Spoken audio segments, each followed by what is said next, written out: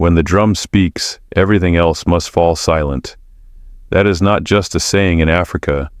It is law, memory, and heartbeat. The drum is not music. It is identity. It is warning. It is pride. But some days, they laugh at our drums. They curl their lips and call us primitive. Have you ever been looked down on because of where you're from, your skin, your language, your culture? If you have, then today you'll understand why one national anthem shook the world. It was the morning of June 9th, 2025. Ouagadougou was buzzing before sunrise. The sun over the Sahel blazed hotter than usual. Thousands of citizens from every corner of Burkina Faso, Mali, and Niger gathered at the main square. This was no ordinary ceremony. For the first time in history, the national anthem of the Alliance of Sahel States, AES, would be revealed to the world. The flags flew high, the horns sounded, the drums pounded like thunder on dry earth. Traditional garments painted the crowd in red, green, and gold, and across the front rows sat foreign dignitaries, men in suits and sunglasses, delegates from France and the United States. Then silence, and then music, not a melody, a roar. The anthem of AES wasn't meant to comfort. It was meant to awaken. 3 capitals, Ouagadougou, Bamako, Niamey, 3 hearts beating as one. The people stood taller with each verse, each rhythm echoing centuries of pain and a future no longer borrowed. The crowd erupted when it ended, but behind the applause, something cracked. A U.S. official leaned back in his seat, smirking under his breath. Well, exotic, but feels very rural. Across from him, a French diplomat sipped his champagne and shrugged. Still no anthem of their own, how sad. They didn't yell, they didn't insult, but their whispers were louder than any drumbeat. High above the crowd, President Ibrahim of Burkina Faso said nothing. He didn't flinch, didn't frown, but his jaw clenched, his hands tightened. The world had just called them inferior, again. And in that instant he made a decision. No press release, no public outrage. He would answer, not with anger, but with a song that would make silence impossible. There was no outburst, no official rebuttal, but everyone could feel it. Something had cracked. The ceremony ended under a crimson Sahel sunset. Western diplomats shook hands, posed for polite photos, and climbed into armored SUVs. They smiled, they waved, as if nothing had happened. But across the Sahel, a cut had been made, and it bled silently. Inside the presidential palace in Burkina Faso, lights stayed on deep into the night. President Ibrahim sat alone in his study, no advisors, no aides. He didn't need confirmation. He'd seen the smirk, heard the mockery. They laughed at us. In our own land, he muttered, eyes dark with resolve. Then he stood up, reached for the secure military phone. One call, one command. No wasted words. I want a national anthem for Burkina Faso in 3 days. No borrowed melodies, no stolen lyrics. It must be blood, it must be soil, it must be ours. From that moment on, a musical war machine roared to life.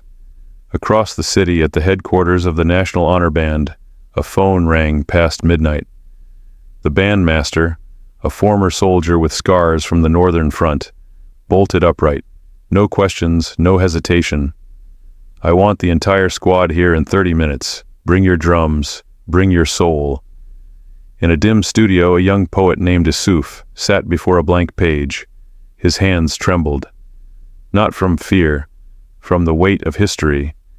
He knew every word he wrote tonight would be sung for generations. Night 1. Drums shook the walls like thunder. No one slept. A guard tapped rhythms on steel bars. A neighbor's child hummed along in the shadows. The city held its breath. Night 2. Pressure surged. Melodies born, then torn apart. Lyrics inked, then burned. They weren't writing a song. They were forging a spiritual weapon. A drummer bled from blistered hands. A vocalist lost her voice after 8 hours of shouting defiance. No one asked for rest. No one gave up. Night 3. A storm rolled over the capital. The city plunged into darkness. But in one flickering room, by candlelight and sweat, the anthem was born. No auto-tune, no fancy studio, just drums, hearts, and spirit. When Ibrahim heard the final draft, he didn't speak. He rose, saluted in silence. He didn't need to say it. The whole room knew the war had begun, and the weapon was music. 3 days passed like a storm, while the world debated the new AES anthem, who composed it, what it meant, where the melody came from. Something far more powerful was rising quietly in Burkina Faso. There were no press releases, no rehearsals, no media hype. Only a few knew what was coming. Ibrahim, the honor guard, the national band, and a few hand-picked soldiers. The fourth morning dawned. No live broadcast. No flags blanketing city squares. No elaborate stage. Just a hill, a low ridge on the western edge of Ouagadougou, where ancestors once gathered to speak of war justice and the future, where warriors once took oaths before marching into battle. That is where Ibrahim chose to stand, not for optics, for spirit. 6:00 a.m. The sky was gray, the wind cold. At the hilltop, Ibrahim stood alone by a flagpole. Behind him, the national band. Before him, a rolled-up flag yet to rise. No audience, no applause. Just earth, sky, and the soul of a nation. No speeches, no introductions. Only a nod from the conductor. Then the drums began, not thundering, but slow, solemn, deep, like the heartbeat of a people who had suffered, endured, and were still standing. And then the voice rose. The first words froze the air. We do not need your borrowed light. We do not beg for your songs. This is the land of our ancestors. Blood, sweat, and Burkina Faso. This wasn't a performance. It was a reckoning. A scream from a nation that had been silent too long now, erupting with a voice cracked but unshaken. The horns cried out in broken bursts, raw and unpolished. The drums beat like fists on a coffin. Steady, mournful, proud. At one moment, Ibrahim placed a hand over his chest. No speech, no camera. Just his eyes fixed on the horizon, where borders bleed, wars rage, and foreign powers pull invisible strings. Down the hill, dozens of citizens had gathered quietly. They hadn't been invited. They didn't need to be. Somehow they knew. They stood at a distance. No phones, no chatter, just tears. An elderly woman whispered, "It's the first time I've heard our country sing itself." The recording was sent to every local radio station that morning. No introduction, no explanation. Only a directive: play it. No cuts, no commentary. Reactions came fast. The BBC called it a song of awakening. Le Monde asked national anthem or call to arms. A journalist from Côte d'Ivoire posted on social media, "I don't know when Burkina Faso will win in politics, but this morning they won in spirit."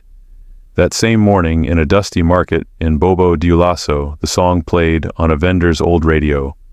Within seconds, the market fell silent. The fish seller took off her headscarf. The vegetable vendor stood at attention. Children stopped playing. A man shouted, "You don't listen to this song, you stand for it." A country long divided, confused, unsure of its voice, now had one. Not borrowed, not imposed, not filtered through foreign tongues, but their own. Burkina Faso, a land with its own name, its own rhythm, and now, its own anthem. From a small hill outside Ouagadougou, the national anthem of Burkina Faso began a journey far beyond music. It spread through radio waves, old mobile phones, and social media timelines, and into the hearts of millions across Africa, as if someone had finally struck a match to a flame that had long waited to burn. In a rural classroom in Kaya, a teacher paused her morning lesson and played the new anthem. The students rose awkwardly, unsure what to do. Then they placed their hands on their hearts. One child teared up. not fully understanding the lyrics but sensing something bigger than vocabulary, unfiltered pride. At a military outpost on the northern border, hardened soldiers used to hearing nothing but gunfire stood still as the song crackled over the radio. One sergeant exhaled smoke and muttered, "I've never heard anyone sing about their country like this. No decoration, no lies, just truth." Within a week, the anthem had become the unofficial anthem of half the region. In Niger, it played at weddings. In Mali, it was remixed into street hip-hop. On TikTok, young Africans used its opening drum beat as a soundtrack for bold, unapologetic self-expression. The song was no longer just music. It had become a symbol. But as the sound carried farther, powerful ears began to listen. The French Foreign Ministry issued a formal note of concern, not about the melody, but about the message. A Washington Post headline asked, "Can a national anthem be a geopolitical weapon?" At the United Nations, during a closed-door session, the Burkina Faso representative ended his speech with a simple line. "Our new anthem wasn't written to please, it was written to exist." Ibrahim gave no public statements. He didn't use the anthem for campaign slogans or diplomatic bargaining. Instead, he quietly visited villages. He sat with elders. He listened to the song being sung by firelight. No speeches, no security guards, just people and their voice. Once, when asked, "President, don't you fear? This anthem may isolate Burkina Faso further," he replied. "If dignity costs isolation, I will pay."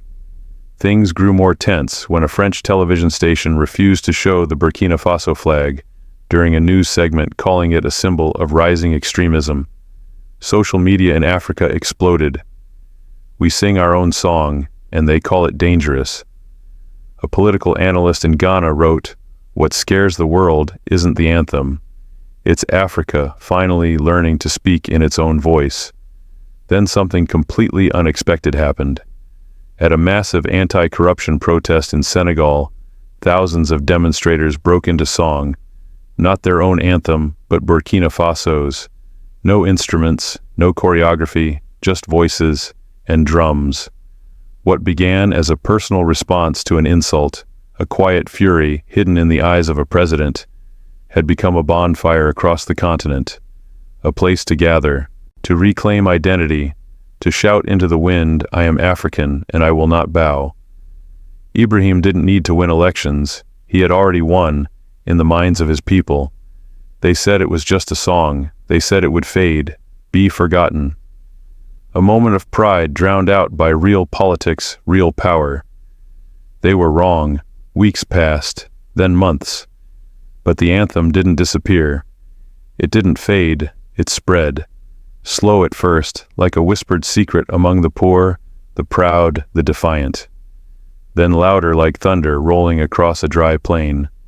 In Dakar, it was played at student debates. In Accra, artists sampled it in underground clubs. In Johannesburg, it became part of spoken-word performances about identity and resistance. Even in Paris, a small crowd of African diaspora gathered near Place de la République and sang it out loud, unapologetically, beneath the skeptical eyes of passers-by. Burkina Faso had done the impossible, not through money, not through war, but through melody and the truth that melody carried. The song changed how people spoke. No longer our small country, no longer one of the poorest nations, but our land, our voice, our fire. And yet beyond the poetry, the pressure built. International aid was quietly frozen. New trade terms became more rigid. Military partnerships grew distant. But the people didn't flinch, because now they understood something crucial. When you've been silent your whole life, the first thing you must reclaim is your voice. The anthem had reminded them they were not poor. They were plundered. They were not voiceless.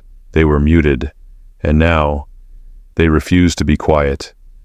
President Ibrahim never made the anthem political, but that didn't matter, because the anthem itself had become political. When a reporter asked him, "Do you regret provoking the world with this anthem?" He smiled for the first time in a long time, and answered, "You don't provoke the world by singing who you are. You only provoke it when you stop apologizing for being it." 1 year after that morning on the hill, the anthem was officially adopted by the National Assembly. It was no longer a whispered song. It was now law, a fixture in every classroom, courthouse, and military post. The inauguration ceremony was not a parade. It was a quiet gathering, just like the first. Same hill, same flag. But this time, thousands came, old women in colorful wraps, young boys holding toy drums, farmers, poets, soldiers, students. They didn't clap, they didn't cheer, they sang together, as if to say, "This is who we are, and we will not ask permission, so now we ask you. What is your anthem, not the one in your passport, not the one someone handed you, but the one that rises when you are insulted, when you are dismissed, when your worth is questioned? What is the sound of your soul, unfiltered, uncolonized, unafraid? Would you be ready to sing it when the world turns its back?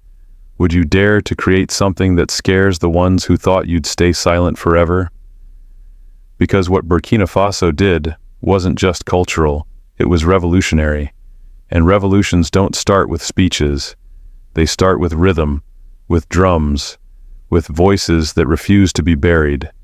The world has heard their anthem now, not in radio charts, but in refugee camps, in prisons, in parliaments, in poetry slams and soccer stadiums, and it cannot be unheard. So ask yourself again, what is your anthem and when will you sing it?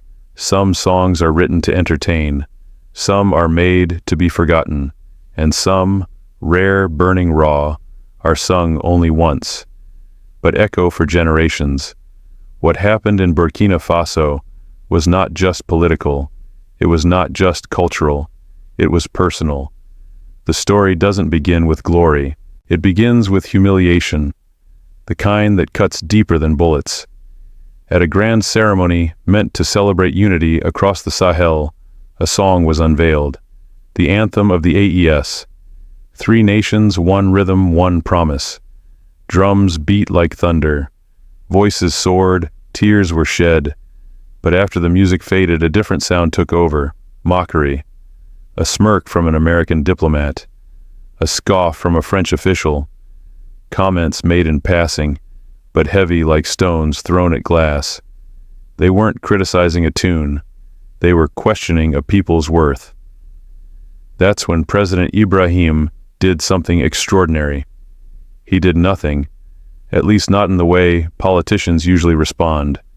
No angry press conferences, no Twitter battles, no diplomatic threats. He simply said, "We will write our anthem in 3 days." And just like that, the fire was lit.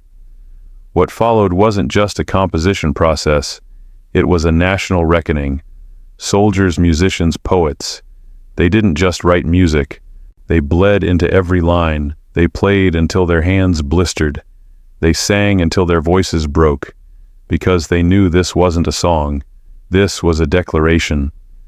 When I picture that first performance, not on a stage, but on a hill with no cameras, no fanfare, I feel chills. Not because of the melody, but because of the meaning. It was the first time Burkina Faso wasn't just a name in aid reports or news scrolls. It stood up, it spoke, it sang, in a voice that didn't ask permission, and the people responded. In classrooms, markets, army posts, people stood when they heard it. Not out of habit, but because something in them rose. A woman whispered, "It's the first time I've heard my country in a song." A man shouted, "You don't just listen to this, you stand for it." Then came the headlines. Criticism, warnings, panic in the West disguised as concern. Is this anthem a provocation? Could a song destabilize diplomacy? Yes, because what they feared wasn't melody. It was awakening. This anthem reminded people they weren't poor, they had been pillaged. They weren't voiceless, they had been silenced. And now finally they were singing. President Ibrahim didn't weaponize the anthem. He didn't need to. The people did it for him. When asked if he feared isolation, he answered, "If dignity costs us isolation, I will pay." And in that moment, he wasn't just a leader, he was a mirror, reflecting what every silenced nation has longed to say. I kept asking myself, what makes a song dangerous? Is it the lyrics, the drum beat, the nationalism, or is it the truth it dares to tell? Burkina Faso told the world a truth it didn't want to hear. We are no longer afraid of our own voice. That terrified them more than any army, because revolutions rarely begin with guns. They begin with rhythm, with defiance whispered in melody, with drums no one can unhear. This isn't just a lesson for Africa. It's for anyone who has been told to stay quiet, to conform, to apologize for being too different, because we all need an anthem, not the one on our passport, but the one inside us, the one that rises when we're disrespected, when we're erased, when we decide to finally take our place. Burkina Faso taught me something no textbook ever could. Freedom is not just about walking or speaking. It's the right to sing, in your own voice, and know no one has the power to silence it. So here's the question I leave you with. What does your anthem sound like, and when the time comes, will you sing it?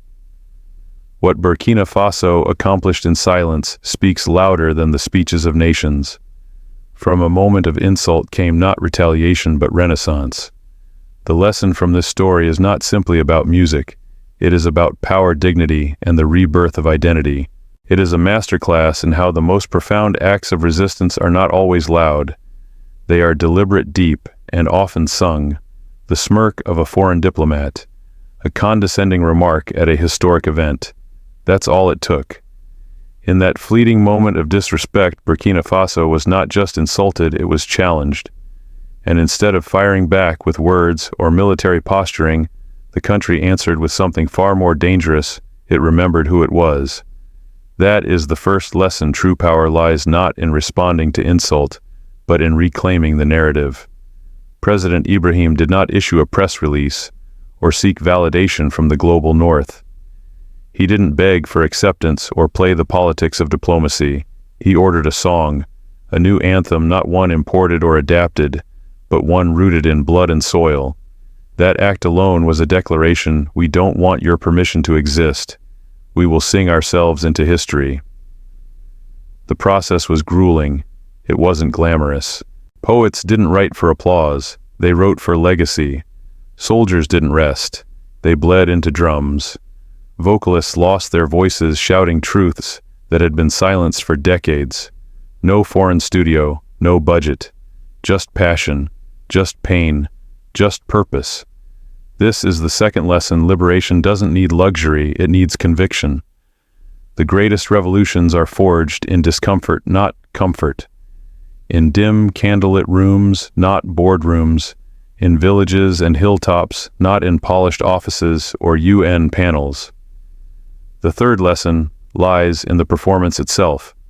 No stadium, no audience, just a flagpole on a sacred hill, and a president who stood alone, letting the wind carry the weight of a people's story.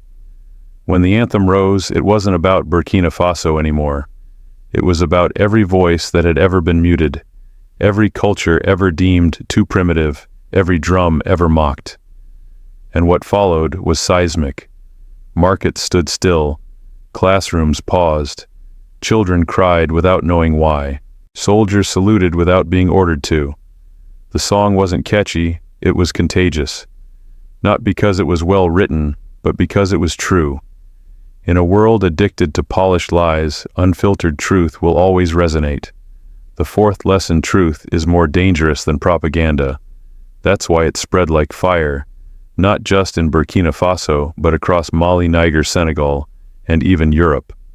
TikTok videos, protest chants, hip-hop remixes, it transcended genre, nation, and generation.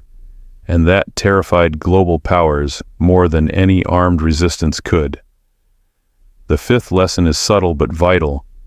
The West doesn't fear African failure, it fears African awakening. The concern from foreign ministries wasn't about music quality, it was about meaning.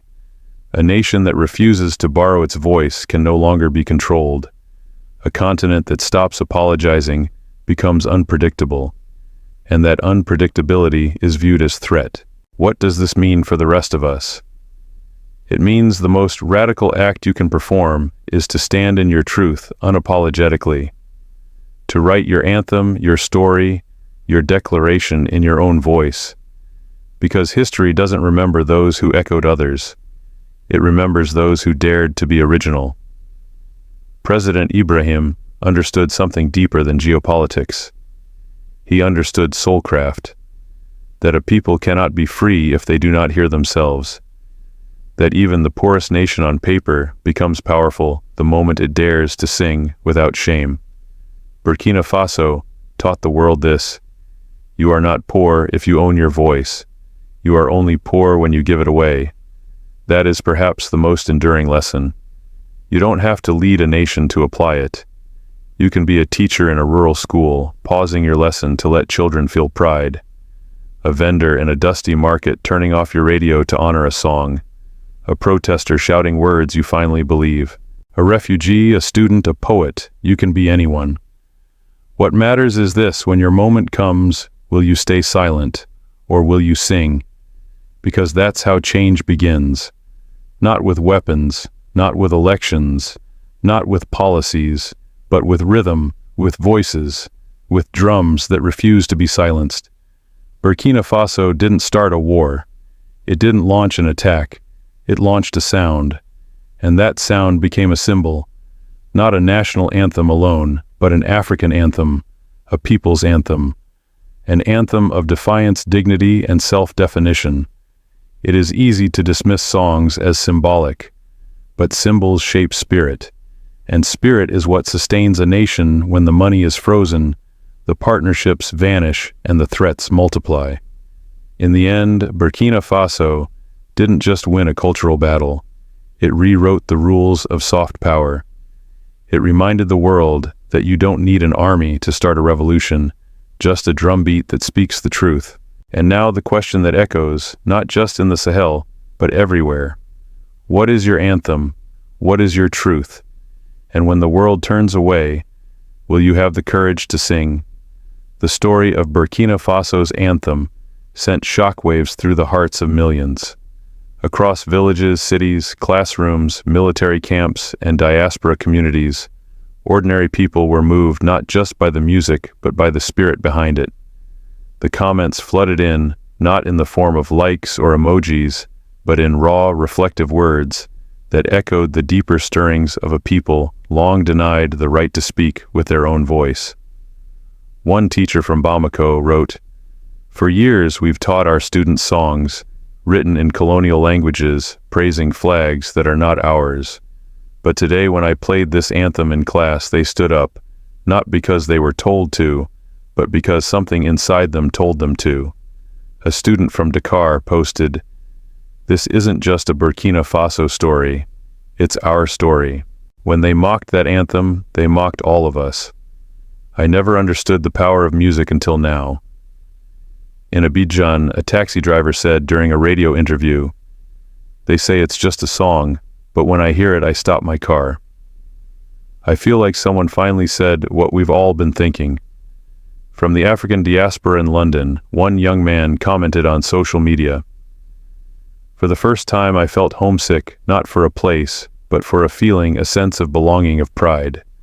That anthem gave me that." An elderly woman from Ouagadougou wrote in a letter published in a local paper, "I was born before independence.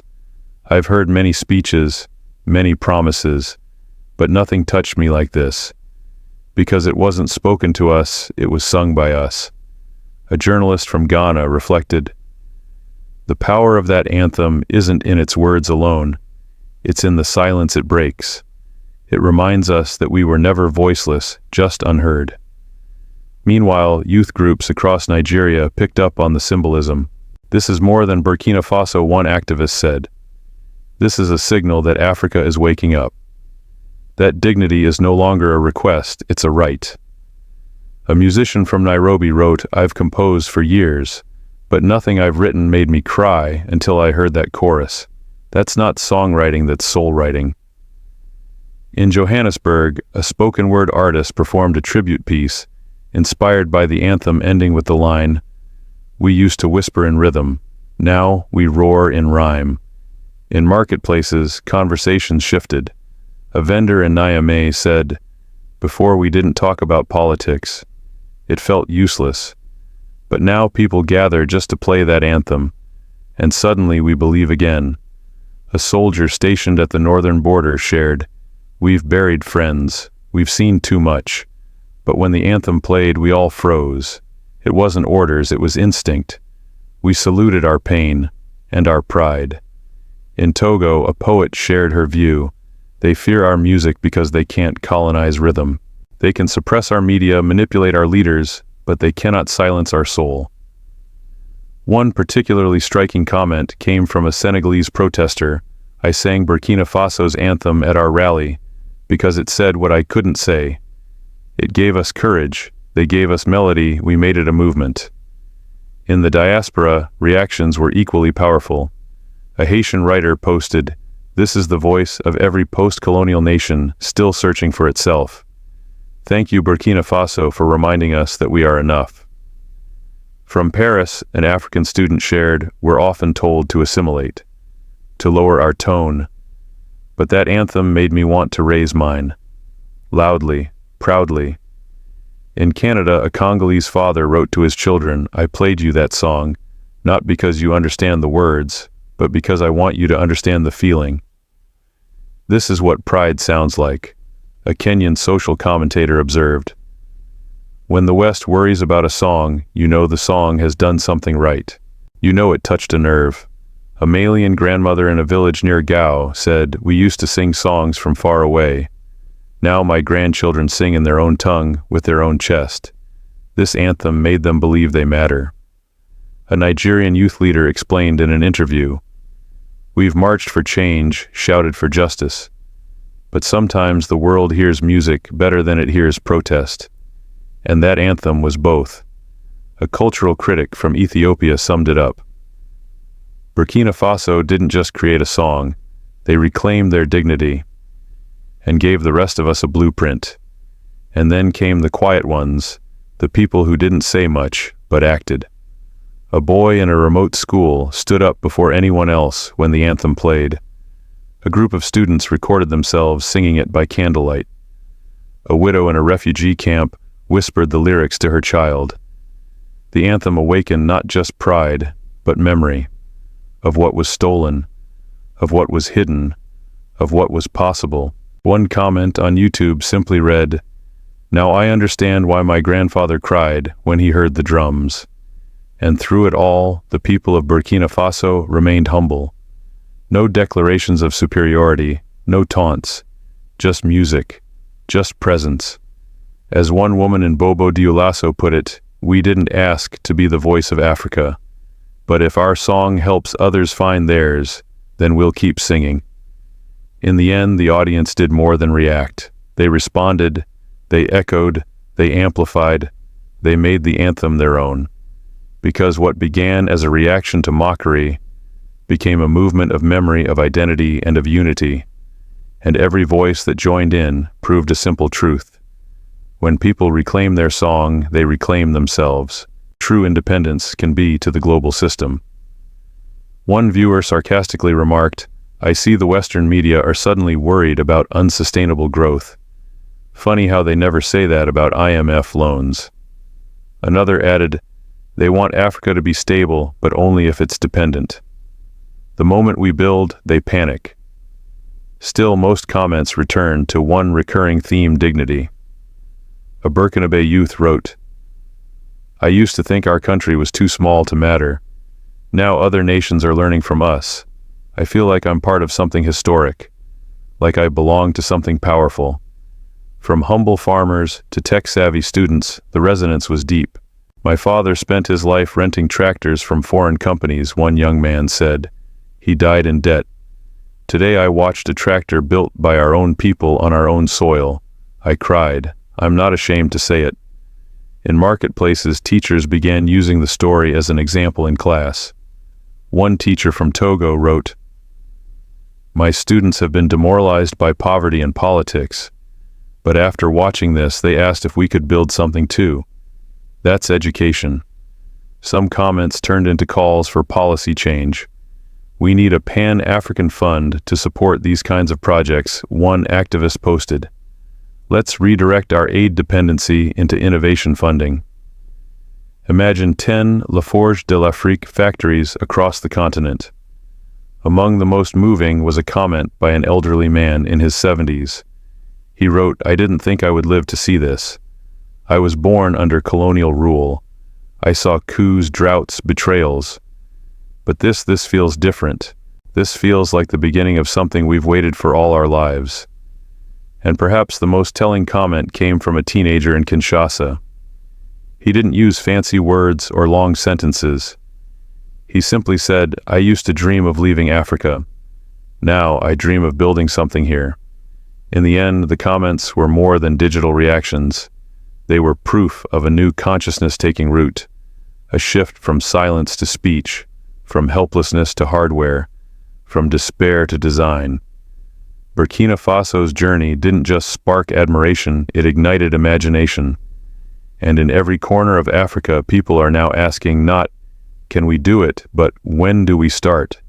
Because if a tractor can make people cry, then maybe it's more than a machine, maybe it's a mirror. And in that mirror, Africa is finally seeing its power.